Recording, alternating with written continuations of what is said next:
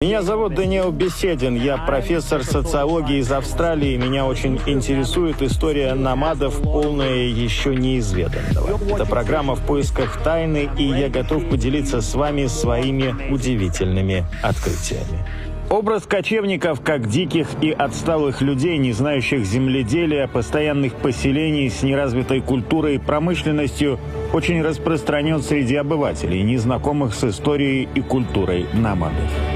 Занимаясь изучением этого вопроса, мы докажем вам, что цивилизация здесь появилась даже раньше, чем, например, в Европе.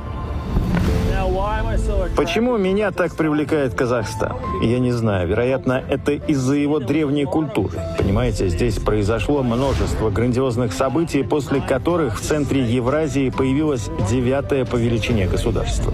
И теперь у меня есть возможность изучить его без глупых стереотипов и ложных взглядов. Я могу провести